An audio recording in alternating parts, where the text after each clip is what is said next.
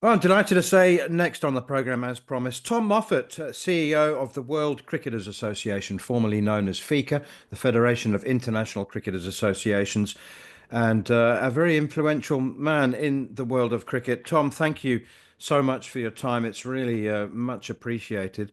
Um, Lovely view behind you, by the way. You're obviously in London. Tom, if we may, let's kick off talking about schedules, the international cricket calendar, and in fact, that may be the main subject of our conversation. But is it sustainable? So many people are saying they don't understand what games mean. I mean, they understand franchise crickets, franchise leagues, franchise competitions, but bilateral cricket does seem to be a bit directionless at the moment. Look, thanks for having me, Manners. You are indeed correct. I'm in London. Look, the scheduling situation in our sport has evolved over a number of years to where we are now, and what we've got, as you point out, is a situation where we've got ICC events, pinnacle events in the sport, and World Cups. We've got bilateral international cricket, as between individual countries, and we've got domestic leagues, as well. And all of those three things play an important role in the sport. And they at the moment there is no one coordinating the calendar in a really sophisticated way across each of those three landscapes. So I think your point on sustainability and volume are really good ones. The overall volume of cricket we know across all of those landscapes has grown significantly, over the last 10 or 15 years in particular with the growth of the leagues landscape. Um, and that's led to a situation where, I think we've got gaps being filled in the calendar by cricket that doesn't necessarily have a particular place or a particular narrative, for something broader. So that's one of the main issues that's highlighted around the world often, and we would say is clearly impacting commercial value and potentially eyeballs as well. And from a player perspective, we obviously represent the players' views, and we know they want to play in cricket that means something, and that has that has a strong context and a narrative. And I think the days of just playing cricket, for the best players in the world, it's evolved now, and players have a choice, and they want to play in cricket that means something. Okay. What about the credibility? I mean, your job is to look after the best interests of the players, and and that means creating job opportunities for them. But do you also see a problem with credibility with some of these franchise competitions? I mean, it's one thing a couple of players have come over from the Big Bash to the SA20, but the Big Bash had finished, or at least their participation in it had finished. I mean, last season we had players jumping between competitions while both were ongoing. Yeah, I think, look, it's an increasing issue, and it's a product of the fact that the calendar is not laid out in a really clear, coherent way. And that means we've got a full calendar of international cricket and a full calendar of domestic leagues overlaid on top of each other. And players naturally, like anyone in their careers, are going to gravitate towards where the opportunity to optimize your earnings and your career is, to put bread on the table for your family. And in cricket, professional athletes we know have relatively short-term and precarious careers in general. So they're going to optimize the opportunities available to them. And what we would say is it's incumbent on the game to come together to resolve some of those scheduling issues. And the overlap of scheduling and leagues and of international cricket is not a problem that's created by the players. They're sought after, especially the best players in the world. They're sought after in all those environments. It's the governing bodies and the national governing bodies, in effect, own and run international cricket and the domestic leagues. So where there's a will, there is an ability to bring those two things together in a much neater, more coherent calendar that would resolve some of these issues. Because ultimately, as I said, the players don't set the structure of the game. They're out there putting on the show. You've been conducting research, I think, surveys amongst the last count somewhere between 60 and 70 key stakeholders in the game. And I think central to that research, and you, well, I'll let you answer the question. I think you're going to present a document, aren't you, to the ICC or to the various major test playing nations about how you think the calendar could be best organized. Um, how is that going? And do you think that, I mean, you ultimately you need to persuade the BCCI, don't you? Yeah, that's correct in terms of the process. So our board late last year mandated a global review of the structure of the game, to build on some of the work that we've done over a number of years on highlighting some of the issues that we've just talked about. And that process is really designed to look at what are some of the issues in the game, the big macro issues in the game, with scheduling being a significant one of those, how money is shared and how revenue is shared, and the commercial piece is another one, as well as leadership and regulation and all those sorts of things. So the process is really designed to look at some of those issues and come up with some constructive proposals as to how the game might move forward, and make some better decisions in each of those areas to optimize what's at its disposal. So that was the logic behind setting up that process. You're right, we've interviewed now around 60, I think it's sort of mid 60s stakeholders across the sport, players, obviously, our main constituents, but administrators, past administrators, leagues, clubs, commercial partners, media as well, to make sure that there's a really in-depth understanding of what some of the views are on the issues that I've just mentioned. So it's been a really encouraging process in that the buy-in and the uptake that we've got when we've asked to talk to people across the whole sport. I think there's a widespread acknowledgement that there's a lot of issues that need resolving. And that process is also being steered by a group that we've pulled together, chaired by Paul Marsh, who's the former chief exec of the ACA. We've got Sanjog Gupta on there, the head of GeoStar. Now we've got Tom Harrison, ex-ECB CEO, Tony Irish, your colleague from over there in South Africa as well, and a number of really smart heads to help to steer that piece of work. And I think one of the things that's been striking is the consistency of feedback on, particularly the scheduling piece, that needs to be resolved in the sport, and having an almost unregulated environment for scheduling that's just based on deals between individual countries, is not going to be sustainable long term. And a number of other issues that have come up, and there's been really strong, consistent feedback. You're right in terms of getting outcomes and making progress with whatever the recommendations end up being. Ultimately, there's a need to influence the people who control and run the sport, and that includes obviously the national governing bodies, in particular the bigger ones, and other stakeholders within the sport as well. So it's not designed to be we're right, you're wrong, we told you so. It's designed to be a constructive piece of work that's based on really strong, comprehensive data and feedback from across the game that can be our contribution on behalf of the players to trying to set up a better, more sustainable sport moving forward. Let's talk Test cricket, Tom. It's been dying for the whole of my career, 35 years, and yet last year was the best year of Test cricket I think I've ever seen.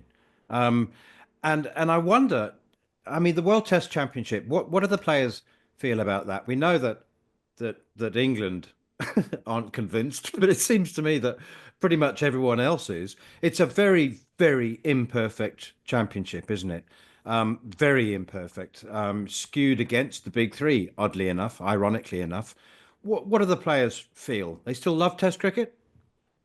Yeah, look, I think it depends on which country you're talking to, the players in which country you're talking to. But overall, I think the sentiment is still really strong for Test cricket amongst the players around the world. Um, Ultimately, I think it's seen, particularly on the men's side, as the ultimate test of many aspects of the game. So I think that is still there.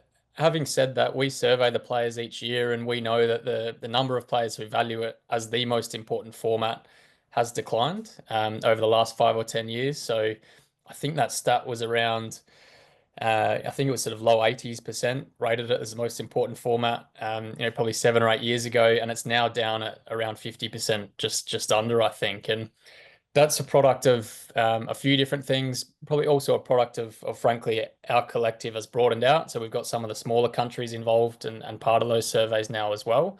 But there is there is probably a general trend that way. And I think to your point on the Test Championship, obviously, we obviously speak to the players a lot, and I think it's been a great step forward in lots of ways, to wrap a bit of context around Test cricket more broadly beyond just country on country, and to have a pinnacle, which will be here in London in June, is a great thing.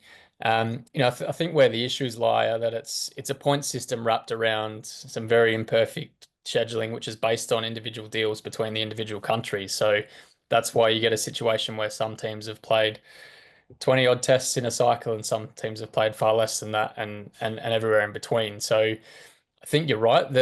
From a competitive point of view, it's probably that point system is probably loaded against the bigger countries in some ways because we know they play against each other a lot more than they play against everyone else. So they're probably commercially winning out of that transaction in the short term. But in terms of the overall competition, they're making it harder for themselves. And I do have to. I think some of the criticism around South Africa making the final has been very unfair, because I think they would love nothing more, I would think, as an organization to be playing those bigger countries a lot more from a commercial perspective. But the reality is the system is designed in a way that the bigger countries do play against each other a lot more, and therefore the smaller countries don't have as much access to that cricket. So I think it's fantastic that they've ended up making the final, and will obviously play Australia, and we'll look forward with bated breath to see who wins it. What about 50 over cricket, Tom? Do you see a time where the game evolves to become predominantly or even exclusively test matches and T20s only? Is 50 over bilateral cricket does seem to be struggling a little. Are the players still in favour of it? I'll never forget Sean Pollock when he moved into commentary. He commentated on his first 50 over game and he said, "Gee, was it as long as this when I played them?" I think that's good context because you're right. As the some of the core formats get shorter, then naturally the others feel a lot longer. And with our attention spans these days with smartphones and things, I think that's the way the world's trending. So look, I think without preempting the outcomes of the process we're going through at the moment, there's still a lot of support for ODI cricket, from both players and others in the sport. I think it's still seen as a test of, it's a different test than what T20 provides and what Test cricket provides, and there's still a role for it. We also know that from a commercial point of view, which is where a lot of the decisions in the sport are frankly made, there's still big value in the ODI World Cup. And as long as that's the case, there's always going to need to be a runway to that and some cricket wrapped around that as well. So look, players' preferences differ obviously depending on where they fit in the world, but I think that's I would think the short answer is there's still a place for it moving into the future, at least in the short medium term. Okay, time to wipe the lipstick off the pig now. And let me ask you about the credibility of some of these franchise tournaments. We know that there's a lot of betting that takes place. I mean, are you concerned for the players? Obviously, you must be concerned for the players. And also, talking about maximizing income, are they being paid? Great question, very topical at the moment, Manners as well, because we've had some issues recently. But the first question, I think, the T20 leagues, I think, as an overall comment, have been a fantastic thing for the sport. I mean, IPL, has changed the face of our sport, and we're seeing what's going on here in the UK with the sale of the 100 franchises. I was in South Africa last week, and the SA20 is alive and well. So I think that's an overarching comment about the league's landscape. But what we would say is the regulatory frameworks that are wrapped around that landscape, including on things like how events are sanctioned, what are the minimum standards for achieving a sanction, and what are some of the basic protections that are in place if you're going to be an official sanctioned league in our sport. That's where we have the most concern about. Um, Non-payment is an issue you raised. I think it's an issue that's not going away in that landscape.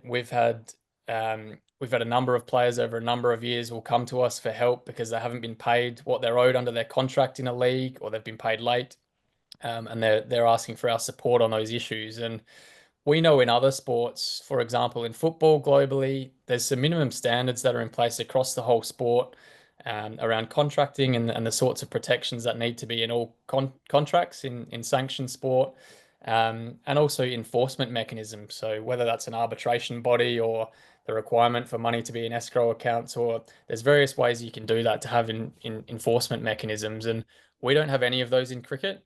And that's a product of the fact that the national governing bodies all want control over their own territories. And there's a real inability for the game to come together globally and solve some of these problems at global level. There's definitely ways to do it if the game had a will to. And, frankly, we're getting increasingly sick and tired of having to react to those issues, because the sport should be looking after its people better, and players within it who are putting on the show. If a league and an event is sanctioned in our sport, there should be a minimum level of protections in place for players and the integrity of the event as well. The PCA was the first players' association established, I think, by the late Jack Bannister in the late 1960s, but it took decades for players' associations to be formed and to be recognized and, in fact, respected in so many other countries. I mean, I still remember very, very clearly the level of acrimony that the administrators had towards players who were forming unions, and there was a very belittling attitude of, who the hell do you think you are? Is that changing? I mean, I look now and I still see that there's no players association in India. The BCCI want to retain all of their control over the players. I think Pakistan also don't have a players association, but you do have 15 players associations. How would you sum up the progress towards actually the players are central to the game? Absolutely, and that's look, the fundamentals of any players association is that the players are, they're the labor and they're the product that the sport's selling. So they've got a pretty important role in the whole thing, and to have a body that represents them collectively, look, in a lot of parts of the world, is a really accepted and well received thing, and has clearly helped the development and the growth of the whole sport. In addition to obviously protecting the players better and their rights better as well. So I think there's still a number of countries in our sport where the players haven't been able to get organised, and that's not through lack of trying. We know that the players often face really significant backlash and pushback when they try and get organised and form a players association. And we've had situations where there's been messages in WhatsApp groups, telling players, if I hear more about a players association, you'll be out of the team. Or players going into head office and asking for, what they're owed or their entitlements, and they'll receive serious backlash for standing up for some of the fundamentals. So that's something that I would like to see changed in our sport, because the players do have a right to get organised. They've got a right to form and join a players association, and I think history tells us in pretty much all the sophisticated team sports around the world, the US being a great example, having a strong players association has done no harm to those sports at all. In fact, it's unlocked a lot of things, not just the protection of the athletes, but also on the commercial side and the revenue side. Those sports are some of the most successful in the world. So we look, it's a challenge for us in different parts of the world, but we're here to support the players, and any group who wants to set up and establish a players association, we'll be here to support them and to help them to navigate some of those issues as well.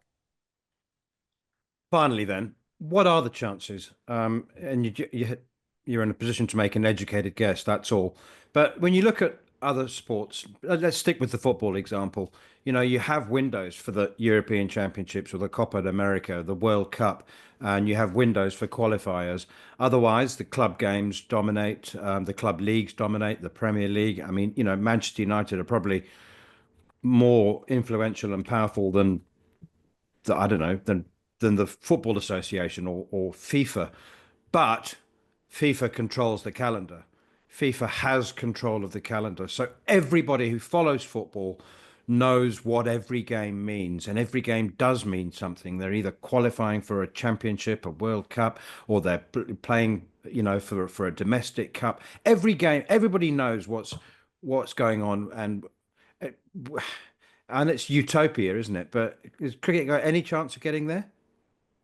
I think it does. It has to, Manners, because I think it's often helpful to look at things in the alternative, and the alternative is that you have an almost unregulated sport in lots of ways, and you have a free for all situation. And we know in that system, the top countries will be okay, but everyone else, really struggles in that system. And I'd like to think that there will be a tipping point in our sport where there's recognition that you do need some top-down leadership on issues like scheduling and the calendar.